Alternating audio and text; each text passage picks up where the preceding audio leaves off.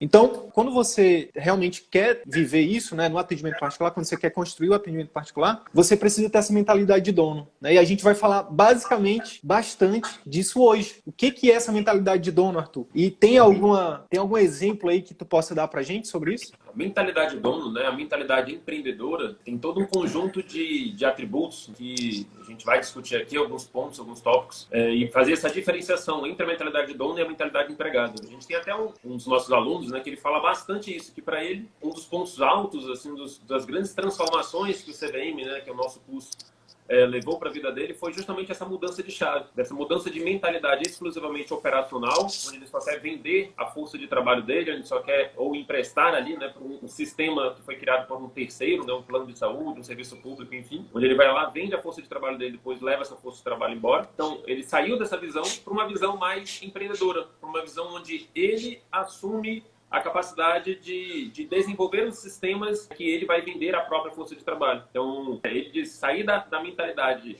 operacional, né, e desenvolver mais a minha mentalidade estratégica, para mim foi um dos pontos altos do CVM, né? E a partir disso, eu consegui desenvolver tudo que foi necessário para eu trilhar, para melhorar meus resultados no atendimento particular. Então, hoje a gente vai falar bastante disso, de como que você pode virar essa chave. E aí, com certeza, depois que você vira essa chave, muita coisa na sua vida muda, porque você vai começar a chegar nos locais e você vai começar a olhar aquilo dali, olhar os empreendimentos alheios, né, com a visão de empreendedor. Você vai começar a chegar no restaurante, você vai pensar, caramba, como é que deve ter sido o treinamento desses funcionários? Como é que deve ter sido os processos? Imagine os POPs dessa empresa aqui. Então, por isso que a gente fala que é uma mentalidade, né? No atendimento particular, a mentalidade do médico é diferente da mentalidade do plano de saúde, nos plantões, né? Então, nos plantões, nos planos de saúde, você chega, atende e vai embora. Dentro da visão do atendimento particular, toda a visão é diferente, né? Você está sempre preocupado dos mínimos detalhes em ajustar processos para que as coisas funcionem da melhor forma. Então, a responsabilidade, o modo de olhar aquilo muda totalmente. Então, provavelmente, depois que você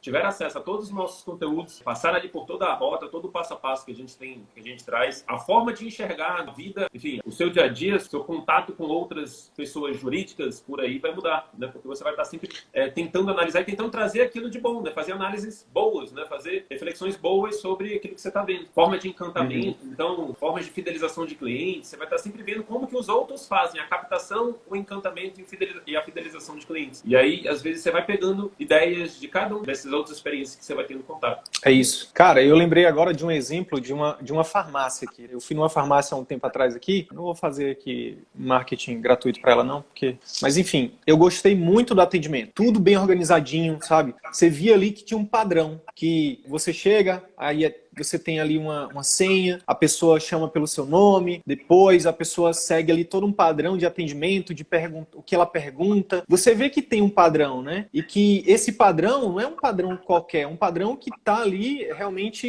pensado e que gera esse encantamento, que gera esse, olha que legal, olha que coisa diferente. Por exemplo, eu estou falando já é a segunda vez que eu falo dessa farmácia nos conteúdos aqui que provavelmente milhares de pessoas vão ver. Então olha só que interessante. A mesma coisa acontece na clínica, no consultório do médico. O paciente vai lá e se ele tem lá uma organização, se ele sente que é diferente, ele vai fazer esse boca a boca positivo. E aí, Arthur, eu lembro que eu perguntei para ela, né, para um atendente lá, eu falei assim, primeiro eu parabenizei, óbvio, né, e tal. E aí eu perguntei, falando dessa parada do look set aí, né, de olhar como dono e tal. Eu falei, vem cá, deixa eu te perguntar uma coisa. Vocês receberam treinamento? Aí ela disse sim. Aí eu falei, como é que é? Isso a gente tá falando de Manaus, né? Para quem não sabe, a gente tá aqui em Manaus, capital do Amazonas. E aí ela falou, então, a gente passou 1 mês e meio fora para receber esse treinamento. Tanto teórico quanto prático. Então, muitas vezes, quando a gente tem uma mentalidade só de empregado, a gente quer contratar, a gente terceiriza a contratação para dentro da secretária, e aí se a secretária vem, e aí não vem perfeita, a gente diz que a culpa é da empresa de recrutamento, ou mesmo da secretária. Isso é mentalidade de empregado. Quando você tem mentalidade de dono, o que é que você tem que pensar? Cara, eu vou recrutar, e eu vou treinar, e eu vou dar feedback. Eu vou ser corresponsável. É a cabeça de pai, né? É a cabeça de pai. Você tem que olhar a sua empresa, né, como se fosse uma filha. Então, a mentalidade sempre vai ser essa. Você pode até terceirizar alguma coisa em outra, mas no fundo, a responsabilidade é sua. Você não vai poder dizer que seu filho não deu certo na vida por causa de uma escola, por causa da avó, da tia, de não sei quem. Não, a responsabilidade final é do pai. Então, a mesma coisa dentro do mundo do empreendedorismo. Quando a gente olha a empresa como um filho, onde se a gente não tomar conta ali do processo de estruturação, né, do crescimento, acompanhar esse crescimento e avaliar ali para criar todo um ambiente de desenvolvimento, de crescimento e desenvolvimento para essa pessoa jurídica, né, no caso a nossa empresa, ela vai cair, pode se machucar feio e pode, infelizmente, ir a óbito. Então, olhar com a cabeça de pai, né, ver a sua clínica, seu atendimento particular como mais uma filha, também ajuda a começar a desenvolver, né, essa mentalidade. É isso aí. E aí eu queria aproveitar e perguntar para os colegas que estão chegando aí, que estão com a gente aqui ao vivo, como é que tem sido aí na cabeça de vocês? Quem já tem, eu sei que tem alguns alunos aí, a mentalidade já tem mudado. Quem não é aluno ainda, como é que está a mentalidade? Vocês já tinham ouvido falar disso? Já tinham parado para pensar nisso? Coloca aí pra gente saber. Cara, e aí a gente começa... Já tem alguém aí que já começou a olhar do ponto de vista desses 3 blocos da captação. Quando chega no local e vê que ele está cheio de gente, né? Um local que presta algum tipo de serviço, ele está cheio de gente. Você já parou para observar por que será que aquele local está cheio de gente? Aí a qualidade do serviço, a qualidade do atendimento, a qualidade do marketing, da captação. O que será que faz com que essa empresa tenha esses resultados? Então... Vamos pegar o Outback aí como exemplo, Arthur, porque o Outback, eu faço marketing aqui gratuito. O Outback é um grande exemplo, cara, do que a gente fala aqui. A gente tem falado muito aqui sobre captação, encantamento e fidelização. Muitas vezes os colegas até nos procuram, Arthur, querendo, eu quero fazer marketing, focado no marketing digital. Beleza, é importante. Mas eu não vejo tanta propaganda do Outback não, cara, entendeu? Eu não vejo. O que eu vejo é que eles fazem o encantamento e a fidelização, assim, de excelência. E isso gera a principal forma de captação deles, que é o boca a boca positivo. Então, no consultório particular, é muito parecido. Então, assim, é por isso que a maioria dos colegas que estão tendo resultado com o nosso método, com a nossa metodologia, é porque eles começam focando no encantamento e na fidelização. E aí o marketing, ele só alavanca isso. Então, o Outback é um grande exemplo. Não sei se você tem algum lugar que te encanta assim também, Arthur. E vocês aí, pessoal? Onde é que vocês já foram? Qual é o serviço que vocês vão, assim, que vocês... Caramba, é muito massa aqui. E que vocês fazem boca a boca positiva assim, espontâneo. Eu, colega, que abri uma nova unidade da minha clínica e a princípio fiz a obra pensando em mudar de local. Faltando um mês, quando eu resolvi deixar a clínica antiga para atendimento de convênio e a nova deixei para atender só particular. Bacana, mas acho que daqui a pouco a gente comenta e discute um pouquinho mais, né? Depois fiz pós-graduação de administração e gestão de saúde, olho todos os detalhes em todo lugar comercial que vou. Exatamente, Lídia. É esse o ponto. Tem um exemplo da Disney, né? A Disney é o grande nome, o grande exemplo mundial aí de encantamento. É o símbolo máximo do encantamento, da preocupação com os detalhes. Tem até um livro muito interessante, né? O jeito Disney de encantar os clientes. E basicamente a ideia central do livro é que há uma preocupação. A partir do momento que você mapeia a jornada que esse cliente vai ter, né, de estar, aí toda a experiência que esse cliente vai passar com você, a partir do momento que você tem isso mapeado, ela depende que você faça uma verificação de como você pode encantar esse cliente em todos os detalhes. Então isso vai desde o estacionamento, né, que tem todo um processo ali já de encantamento no estacionamento, até o final, até o momento onde se termina tudo. Então hoje, se não me engano, a taxa de retorno à Disney, né, é acima de 80%. Então, tamanho o impacto do encantamento da Disney. Então, se a gente traz esse princípio do tipo, beleza, qual é a jornada do meu cliente? Meu cliente me conhece, seja a partir das redes sociais, seja a partir de indicações. Beleza, como é que eu posso aumentar as minhas indicações? Como é que eu posso melhorar? Quais são as estratégias existentes no mercado para que eu possa construir uma imagem bacana, para que quando ele me veja, ele já sinta que eu sou diferente, né, nas redes sociais, enfim, ou por aí. Aí, beleza, depois que ele soube de você, ele decidiu marcar, ele vai ligar para sua secretária. Como é que você pode encantar esse cliente a partir do atendimento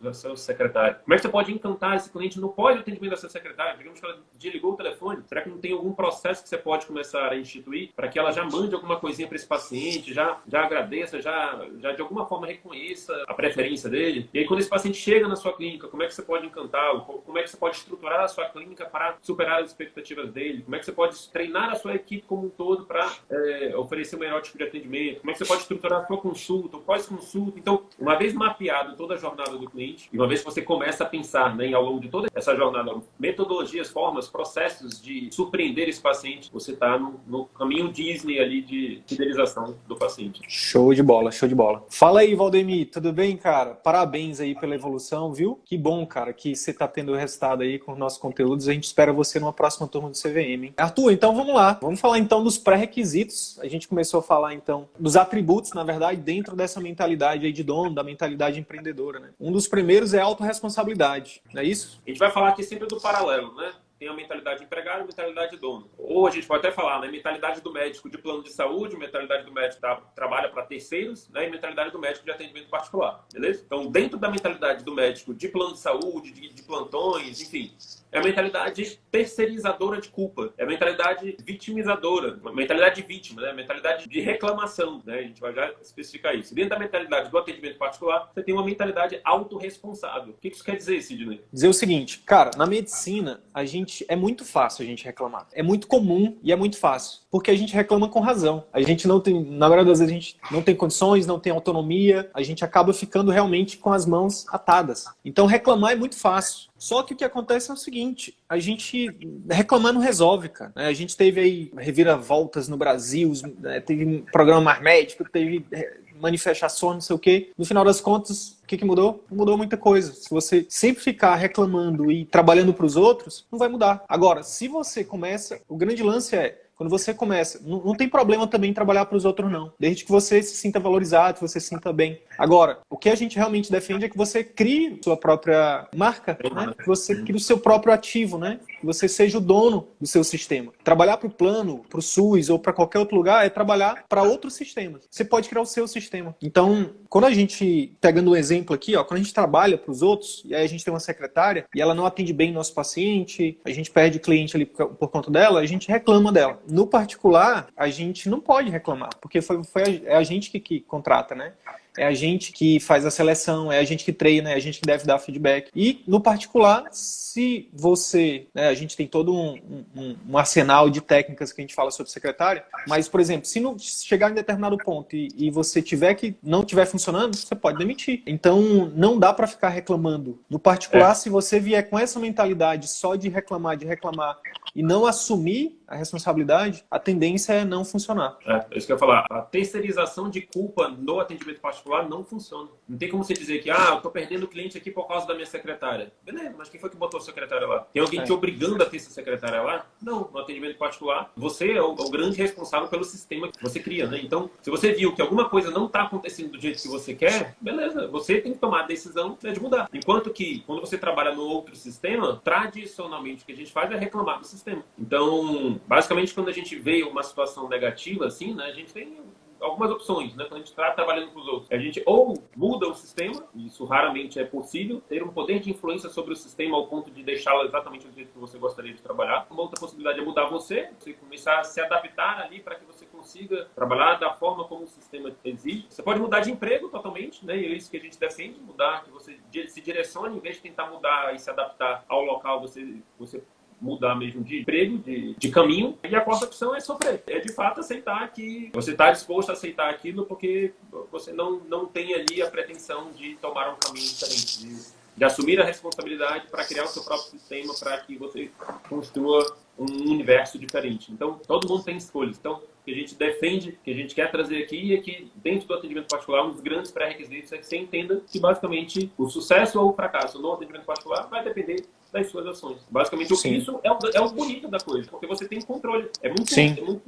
na verdade, até frustrante, chega a ser incômodo, né? Você passar por um determinado sofrimento e você não ter a capacidade de transformar aquilo. Você basicamente ter justamente essa escolha de só sofrer ou mudar. Dentro do atendimento particular, não. É você que tem o controle nas mãos de criar sistemas que atendam a tudo aquilo que você almeja, né? Que de fato cumpra com os objetivos, que não te proporcione sofrimento, só te proporcione o contrário. Então, eu acho que um dos grandes pontos aí no atendimento, um dos primeiros grandes pontos, né, da mentalidade no atendimento particular que é importante se desenvolver é esse conceito da autorresponsabilidade.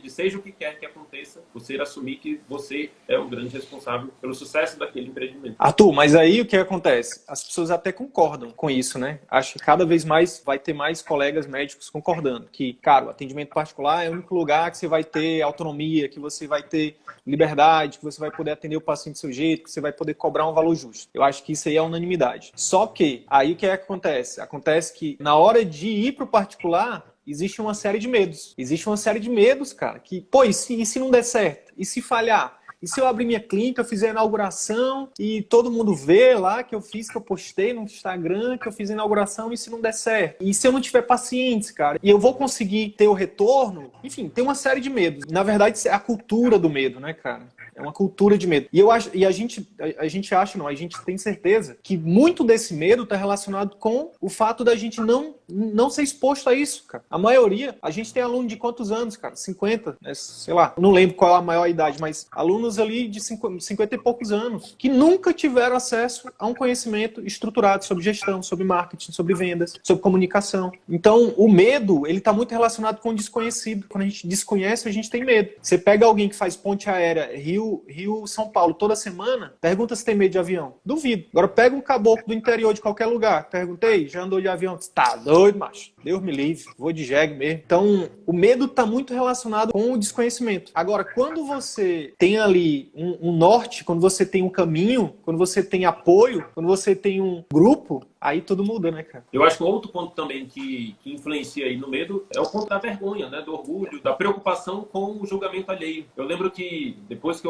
minha clínica começou a avançar, né? Começou a dar muito certo, eu comecei a querer avançar para uma terceira fase, né? Onde eu teria ali outros empreendimentos que me gerassem recursos, né? Sem eu ser o profissional que tocasse o empreendimento, né? Eu queria fazer o meu dinheiro começar a trabalhar para mim. Então, eu queria isso a partir do investimento em outras empresas. E aí eu fiz algumas coisas, comecei a investir, criei algumas empresas, trouxe algumas pessoas ali para trabalhar comigo, para desenvolver algumas empresas em paralelo à clínica, só que as coisas não estavam dando certo. E eu lembro que eu anunciava nas minhas redes, que olha, tá começando aqui, empreendimento tal, tô dando um suporte aqui. E eu sei que o empreendimento, as ideias, né, todos os negócios que eu comecei a abrir em paralelas, foram 2 ou 3 negócios, eles não deram certo, não estavam dando certo. E eu lembro que eu já tinha necessidade de fechar o empreendimento, mas eu ficava na cabeça, caramba, mas eu já anunciei nas minhas redes, o pessoal vai dizer o quê? Que eu fracassei, que deu errado, que não sei o quê. Enfim, mas sei que chegou um momento onde eu não tinha escolha mesmo, eu acabei fechando todos os outros empreendimentos. Eu decidi focar mesmo somente na clínica. Sabe o quanto que eu tive de influência, de julgamento alheio na minha vida a partir daí? Zero. Nada mudou na minha vida, ninguém chegou pra mim e falou, olha, tu fechou as empresas. Não, era simplesmente um medo que eu tinha se eu fosse ser julgado, e acabou que isso não aconteceu, minha vida continuou do mesmo jeito e não teve problema nenhum. Então, é isso. A manchete do jornal de hoje vira banheiro de cachorro na manhã. Então, a gente se preocupa muito com uma super notícia, uma super situação de fracasso, mas lá na frente ninguém lembra mais, todo mundo continua a sua vida e dá tudo certo. Então, eu acho que um dos grandes pontos aí que a gente precisa levar de mentalidade no atendimento particular é essa compreensão que vai dar errado algumas vezes mesmo e tá bom, tá tudo bem. Então, você descobriu formas de não fazer e ter deixado de fazer por uma preocupação com o julgamento alheio te traria muito mais prejuízo do que o próprio fracasso que você teve. Hoje eu sei que eu tenho várias maneiras e várias empresas, vários nichos que eu não atuaria mais. Então ficou aí um grande aprendizado, né? Ou você ganha, ou você aprende, não é isso? Cara, e tem uma outra coisa dentro da questão do fracasso e sucesso. Tem até algumas literaturas que falam assim, que o sucesso, ele é que você deve fracassar rápido. Quanto mais rápido você fracassar, mais rápido você vai chegar ao sucesso. Então, essa mentalidade de aprendizado, né, mentalidade de aprendiz é extremamente importante. E na medicina, isso pega muito porque a gente tem a cultura do ego, né, muito forte. O médico, ele gira em torno da figura do médico uma cultura de endeusar o médico, que o médico não pode errar, que o médico não pode isso, o médico não pode aquilo. E a gente acaba aceitando que a gente é esse semideus aí, cara. E a gente não é. A gente é um ser humano, cheio de defeitos e que veio aqui para evoluir. A gente não é melhor do que ninguém. A gente só escolheu uma profissão diferente, que a gente precisa, tem ali os nossos preceitos e tudo mais, mas é uma profissão. Agora, quando a gente fala de atendimento particular, a gente tem que sair desse... Naturalmente, a gente nem deveria subir nesse pedestal. Mas se você quiser ter sucesso no atendimento particular, a primeira coisa é desce, no caso das mulheres, dos tamancos, e no caso dos homens, calça a sandália da humildade aí. Porque se você vier com muita sede ao pote, achando que você é bonzão, que não sei o quê, é o que acontece com Golias lá, sabe? Tá se achando muito, vem uma pedrada e te derruba. Então, humildade. Humildade para ter essa mentalidade de aprendiz, de aprender. É uma das coisas que eu mais faço questão, Arthur, principalmente quando a gente está em live com alunos nossos, de parabenizar eles por isso, cara, por ter essa humildade, essa hombridade de se colocar como aprendiz para 2 garotos, cara, para 2 garotos, pessoas como a Lídia aqui, ó, que tem tanta experiência, tanto conhecimento e se coloca como aprendiz com a gente. E é por isso que essas pessoas têm tanto resultado. Porque E elas sabe têm... o que é interessante? Que a gente repassa conteúdos que muitas das vezes a gente aprendeu com pessoas mais novas que a gente. Então, Exatamente. tem gente que já acha, Exatamente. né? Dois garotos aí ensinando, não sei o quê, quem acha que vocês são? Beleza. Quem você acha que são os nossos mentores, né? Que tem, enfim, tem pessoas, tem grandes nomes, como a gente falou, a gente bebe conteúdos em várias áreas. Tem áreas que são muito novas, tem áreas que surgiram agora. Ciência do tráfego, do impulsionamento, marketing digital, são coisas recentes. Então tem uma garotada aí de 20 e poucos anos ali que está anos-luz na frente de pessoas que eram de uma época diferente, que eram de uma linha diferente de marketing, de captação. Então, a gente bebe conteúdo dessas pessoas também. Então, eu acho que, enfim, a gente tem essa humildade de saber que, independente da idade, o que importa é o conhecimento que eles estão passando. E a gente valoriza também os nossos alunos que, enfim, que também valorizam isso. E aí eu queria citar um estudo desse livro aqui, ó, Gerenciando a Si Mesmo. Ele fala o seguinte, a gente está falando aqui de fracasso / aprendizado / sucesso. A importância do fracasso para você chegar no sucesso. Tem um estudo que mostrou que a resiliência, que é exatamente a ciência, o comportamento que você deve ter frente aos fracassos, você continuar apesar dos fracassos. Quem tem o comportamento mais resiliente, foi feito um estudo longitudinal, já acompanharam milhares de pessoas, e viram que pessoas que tinham esse comportamento resiliente, isso influenciava muito mais no sucesso da carreira das pessoas do que, por exemplo, ter títulos, ter uma carreira acadêmica, sabe, cheia de mestrados e especializações e tudo mais. Então, isso é fundamental para você. Porque, assim, você não vai botar um primeiro post na internet e as pessoas vão encher sua agenda vão te procurar. Não. Você não vai abrir o consultório e vai ter... A primeira pessoa que você for contratar como secretário vai ser maravilhosa. Não. Você não vai oferecer os seus procedimentos, seus programas de acompanhamento e 100% vai fechar. Não. Então, aprender a lidar com não, aprender a lidar com as dificuldades. Quantas pessoas abriram o consultório agora, esse ano, e veio a pandemia e tiveram que passar por um momento mais difícil, né, da vida. Então, e aí é legal até citar, né, Arthur, que enquanto muita gente estava fechando, a gente teve um monte de alunos que abriram o consultório e que estão duplicando, triplicando, né, o número de pacientes particulares. E isso deixa a gente muito feliz, porque muito mais do que só um cursinho, né, um curso online.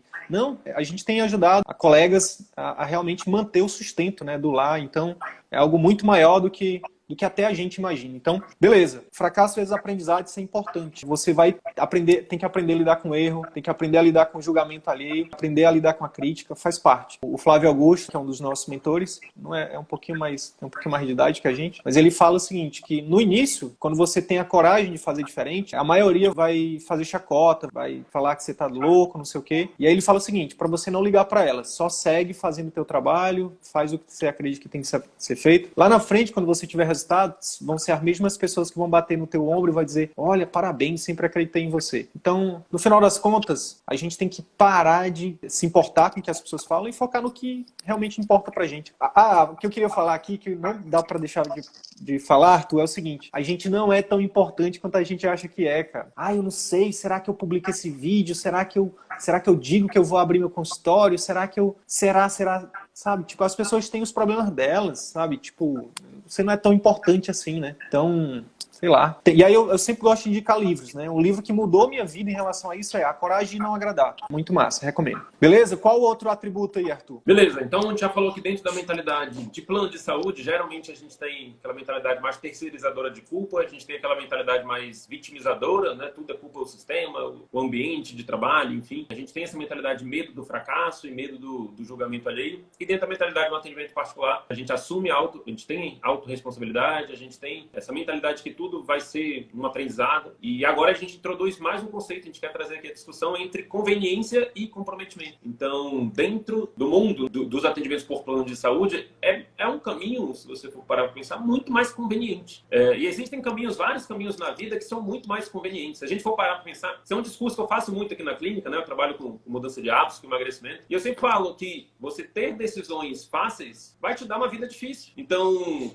você optar pelo alimento mais gostoso, muitas das vezes vai te tirar o prazer de outras sensações positivas, se sentir bem com o corpo, de saúde e tudo mais. Mas... Decisões fáceis, vida difícil. Conveniência então, leva à dificuldade. Então, exatamente, quando você está decidindo, optando pelo mais fácil, no caso do caminho do plano, do plantão, basicamente a vida vai ser muito mais difícil. Ao passo que quando você diz não para determinados prazeres imediatos ou faz um sacrifício imediato, a probabilidade de você conseguir um resultado melhor lá na frente é muito maior. onde a sua vida vai ser muito mais fácil. Então, tem essa diferença. A gente quer trazer muito essa diferença entre conveniência e comprometimento. Provavelmente, a sua vida no atendimento particular, no início, vai demandar muito, vai ser um pouco mais difícil até do que a vida no plano de saúde no plantão. Você vai passar pelo desconforto ali de aprender coisas que você nunca aprendeu, de colocar em prática coisas que você nunca colocou. Então, isso vai te dar todo um processo ali de confusão inicial e de demanda inicial. Enfim, no início você vai pensar várias vezes, né, se continua ou não. Mas o comprometido é aquele que, independente do que for necessário ser feito, da dor,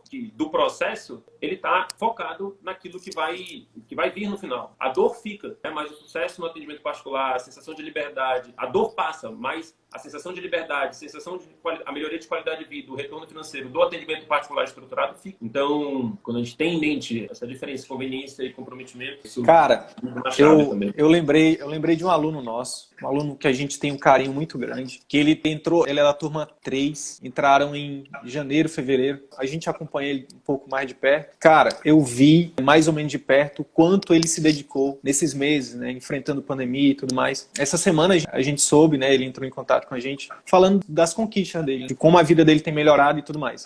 Então, isso, cara, não tem preço, de verdade, assim, de verdade mesmo, assim. Causar uma transformação tão grande, assim, não dá pra dizer ainda que, eu vivo só de particular, mas eu acho que isso é só a ponta do iceberg, viver de particular. O mais importante é, de fato, tá salvando a própria vida. Quantos médicos estão aí à beira de uma crise de nervos, cara? Quantos médicos estão, enfim, sem realmente ter opção? O cara diminuir o trabalho, poder trabalhar com mais qualidade, atender o paciente da forma que ele acha que é a melhor, né? Que não tem resposta certa para isso, mas ser bem remunerado, poder cobrar um valor justo, isso realmente é um resgate, né, cara? É um resgate da dignidade do ser humano, né? Não só do médico. Então, é muito massa isso. Mas para isso ele teve que pagar o preço, né, Arthur? Foram meses, né, cara? Meses ali ajustando, largando, né, ajustando as contas. Recentemente um colega médico entrou em contato comigo no direct perguntando, cara, como é que eu faço? Porque eu quero também, mas, poxa, como é que eu faço? Porque eu tenho muita conta para pagar, não sei o quê. Aí eu falei, cara, você precisa pagar o preço. Um dos preços é exatamente você tirar o supérfluo desnecessário. Na maioria das vezes, a gente tá ali com a Mercedes. Cara, a Mercedes, que você dá 10 plantões para pagar, você pode, sei lá, ter um carro mais simples e, em vez de dar 10, dá 5 plantões. Pega esse dinheiro desses 5 plantões, a gente vai já falar mais sobre isso, e investe numa coisa para você se libertar. Investe no teu consultório. Investe numa coisa que vai te dar um retorno muito maior. Então, mas no curto prazo, você tem que aprender a pagar o preço. Não é só de dinheiro, não. É de tempo, é de energia, é de realmente abdicar. Fala aí, Arthur, a palavra decidir, de onde é que ela vem? Existe uma linha de querer, né? Acho que você está no livro Segredos da Mente Milionária. Existe uma linha dos níveis de querer. Quanto mais você avança nos níveis de querer, mais próximo você chega do ter. O primeiro nível de querer é o nível de desejo, né? Muita gente deseja um atendimento particular, mas entre o desejar o atendimento particular e o fazer o que tem que ser feito para você atingir o atendimento particular tem uma distância muito grande. Só desejar e não fazer nada gera até mais frustração. O segundo nível de querer é o nível de decisão, que é o nível mais próximo do ter. O decidir vem do latim, significa renunciar às outras possibilidades. Então, se você decidiu que você quer o atendimento particular, você decidiu que não quer mais viver na vida de plantões, de plano de saúde, significa que tudo aquilo que não vai te ajudar a alcançar um atendimento particular, você está disposto a abrir mão. Então, decidir vem do latim, significa renunciar às outras possibilidades. Então, quando você está decidido a ir para o atendimento particular, tudo aquilo que não faz parte, que não vai te ajudar, por exemplo, ter uma super Mercedes, um super carrão que tem um custo fixo muito alto, naquele momento, pode ser uma decisão, pode ser necessária ali você dizer não para isso no momento, em prol de ter o sucesso no particular que você deseja. E aí o terceiro nível de querer, que é o nível bem mais próximo do ter, é o nível de comprometimento, que foi o que a gente falou, que é você estar disposto a pagar o preço, seja o que quer for necessário para você ir para o atendimento particular, é você, uma vez comprometido, você está disposto a pagar o preço. Então, e aí, quando você chega no nível de querer, né, do comprometimento, a probabilidade de você ter é muito alta, porque, enfim, você já vai abrir mão daquilo que não tem a ver com aquele seu objetivo, e você vai fazer aquilo que tem que ser feito para alcançar aquele objetivo. Pronto, é questão de tempo para você alcançar. É questão de mudar uma palavrinha só, dentro dessa frase que eu vou falar aqui, ó. Você não tenta conseguir, você faz até conseguir. Então, é isso. E aí a gente vai para outro atributo aqui, né, da mentalidade empreendedora, da mentalidade do médico de atendimento particular versus médico do plano, que é uma mentalidade de curto versus longo prazo. Quando a gente está preso no círculo vicioso, a gente quer tudo para o curto prazo. A gente quer o melhor carro, a gente quer a melhor casa, a gente quer a melhor viagem, a gente quer o melhor tudo. A gente quer o melhor restaurante, a gente quer o melhor tudo. Só que a grande armadilha que a gente falou lá na segunda-feira é que a gente paga isso com o nosso tempo, trabalhando para os outros, para construir o sonho dos outros. E todas as histórias de empreendimentos de sucesso são histórias de longo prazo. No atendimento particular, a gente tem que abdicar dos prazeres imediatos e pensar mais no longo prazo. É óbvio que você pode, sim, o sucesso está ali no meio, né? Segundo os grandes estudiosos e sábios, né? Você precisa buscar o equilíbrio. A gente não está falando aqui que você, agora eu vou particular, não vou poder mais comer, sei lá, uma lagosta, ou ir para fazer uma viagem, ou ter um bom carro, ou ter uma boa casa. Não. É só você buscar o caminho do meio. O problema é que esse caminho está muito desviado para o lado só do curto prazo, né? Então, uma questão realmente de você pensar, beleza, eu vou abrir mão agora, sei lá, de uma Mercedes, né? E vou ter um carro mais simples, para que daqui a 2, 3, 4, 5 anos, não importa, eu vou ter uma Mercedes. Mas eu vou ter uma Mercedes trabalhando com algo que eu goste, com algo que eu acredito, com algo que me dá um retorno até maior, com algo que para mim tem significado. Então, a diferença é essa, a gente vai já falar, vai ser o último fator aqui, né? É como que você faz o dinheiro. Então, só que, cara, de novo, né? Eu volto para aquilo que a gente falou. É algo disruptivo que a gente está falando aqui, é algo muito fora do senso comum. A gente trabalha para ganhar dinheiro, só que no atendimento particular, quando a gente fala de empreender, de ter um negócio, a gente não ganha dinheiro, a gente produz dinheiro. É diferente, tá? É diferente. Trabalhando para os outros, para o sistema dos outros, a gente tem um teto de salário. Porque mesmo que você ganhe, sei lá, R$1.000 por hora, você tem um número de horas restrito que você consegue trabalhar. No atendimento particular, você não tem teto. Você cria um sistema, estrutura o sistema e o teto é infinito. Daqui a pouco a gente vai ter o primeiro trilionário do mundo, né, da história. Por quê? Porque não tem teto, né? Ele criou um sistema e cada vez mais esse sistema está crescendo. Então, no atendimento particular, só que aí, esse mesmo cara que talvez seja o primeiro trilionário foi o cara que, quando ele abriu a empresa dele 20 anos atrás, ele disse, olha, para todo mundo, para todo funcionário novo, para todo mundo, para a imprensa, a gente só vai ter divisão de lucros daqui a 20 anos. É a Amazon que eu estou falando. E depois de 20 anos, ele começou, agora, recente, a distribuir lucros para os acionistas da empresa, lucros bilionários. Então, você está disposto a trabalhar um ano para poder ter um retorno só depois de um ano? Você está disposto a abrir mão do supérfluo no momento presente, dos passivos, né, daquilo que tira dinheiro do seu bolso agora, para investir em algo que vai te dar, que vai trazer dinheiro para o seu bolso, para um ativo? Passivo é tudo aquilo que a gente compra e que a gente só tem despesa. Carro luxuoso, como a gente está pegando o exemplo aqui. Um ativo é tudo que você investe, que você compra, que você bota dinheiro e que isso traz dinheiro para ti. Isso bota dinheiro no teu bolso.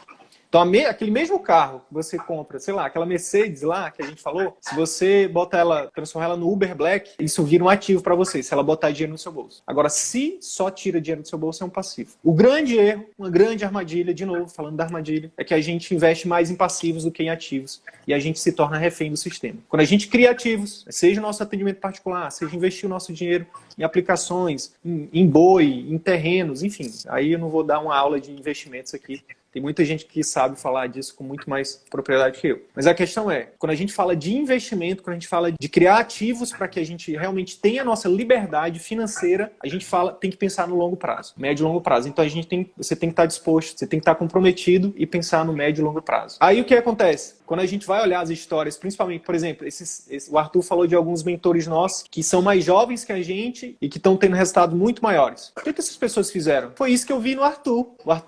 O CVM surgiu disso. Eu vi exatamente isso no Arthur. Eu vi que o Arthur estava com mentalidade de longo prazo. Eu vi que era um cara que era comprometido com o trabalho dele. Eu vi que ele já tinha fracassado várias vezes, que estava ali persistindo porque o propósito dele era muito maior. Eu vi que era um cara que tinha autorresponsabilidade. Nunca vi o Arthur reclamar de nada. Eu sou o reclamão aqui da dupla. Eu que sou a pessoa que tem mudado. Eu que sou o cara que estava no círculo vicioso e que tem buscado entrar pro virtuoso. Então, foi isso, por exemplo, que me aproximou do Arthur. E os nossos mentores, quando a gente vai estudar, são esses caras que são comprometidos, que têm visão de longo prazo, que estão dispostos a pagar o preço, que assumem a responsabilidade. Isso para tudo. Vê a história do Ayrton Senna, vê a história do Usain Bolt, vê a história, enfim, de todas as pessoas fora da curva. Você também pode fazer isso, tá bom? Beleza! E aí a gente entra no último ponto aqui que diferencia, né, a mentalidade do médico de plano de saúde para a mentalidade do médico de atendimento particular. E a a gente quer trazer aqui até o conceito de trabalho versus você estar envolvido em algo que de fato você gosta. Trabalho versus flow. Então, o que a gente poderia falar, Sidney? Vamos lá. Trabalho, quando a gente vai olhar a etimologia da palavra,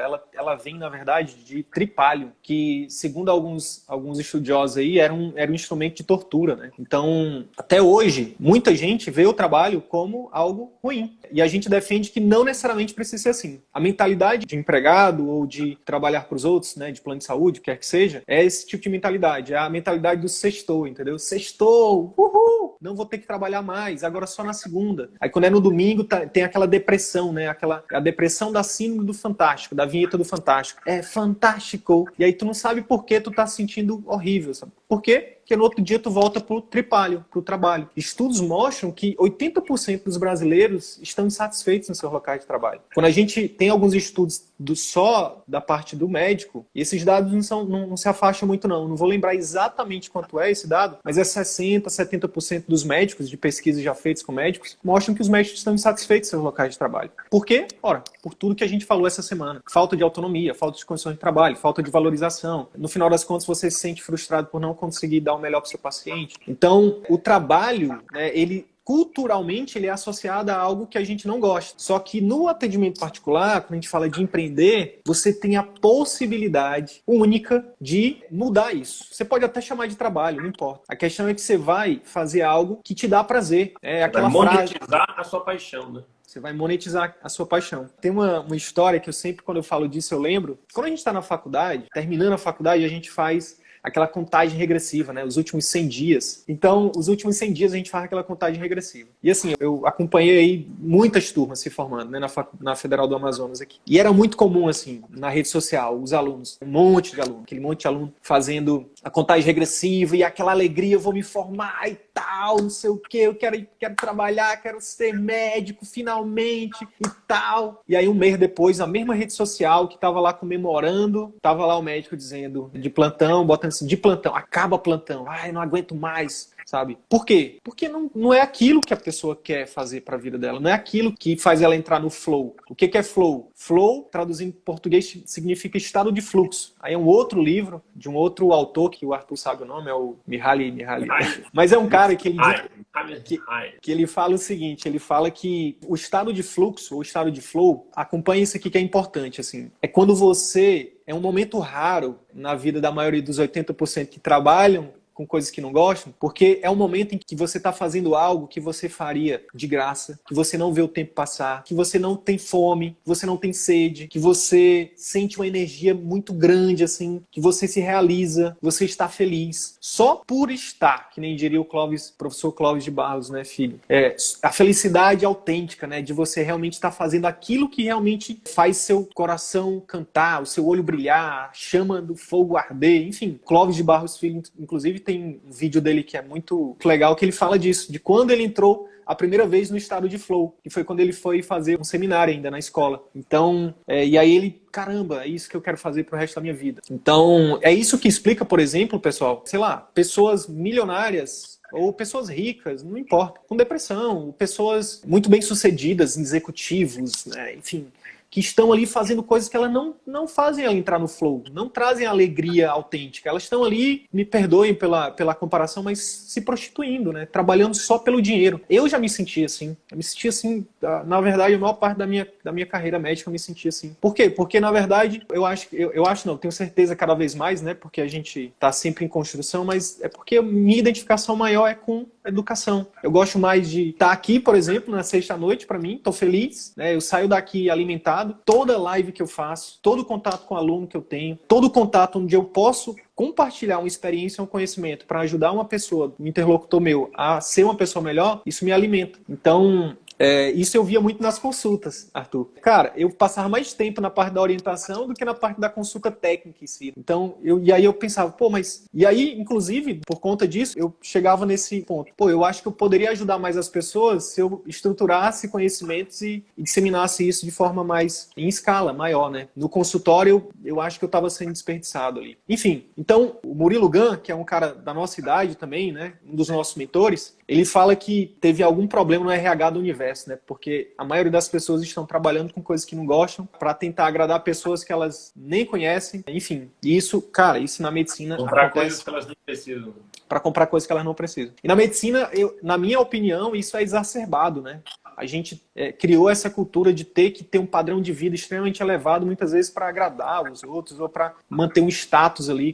E aí muitas vezes a gente abre mão da nossa própria felicidade, da nossa, enfim, da nossa autenticidade. É isso. Então, queres fazer um resumo aí? É isso. Então, se você comparar para ver, dentro da mentalidade de plano de saúde, é muito comum você ter um perfil mais reclamador, mais assumindo ali uma postura de vítima, de reclamão, de terceirização de culpa, uma mentalidade mais de conveniência, uma mentalidade mais de curto prazo, uma mentalidade mais de tripalho, né? De você olhar aquilo ali como, de fato, uma tortura, caramba, vamos lá, 32 pacientes agora de manhã. Então, é muito comum dentro desse mundo, né, onde se vive o plano de saúde, o plantão, você está toda hora nesse lado, dessas características. Ao passo que no atendimento particular, a mentalidade que é importante que seja desenvolvida e que tradicionalmente se desenvolve é essa mentalidade de autorresponsabilidade, né, onde você assume, entende que você é o grande responsável por tudo, essa mentalidade de sempre olhar as coisas como aprendizado, de visão sempre de longo prazo, de comprometimento, né, de estar disposto a fazer o que for necessário ser feito para você alcançar esse objetivo maior. E é essa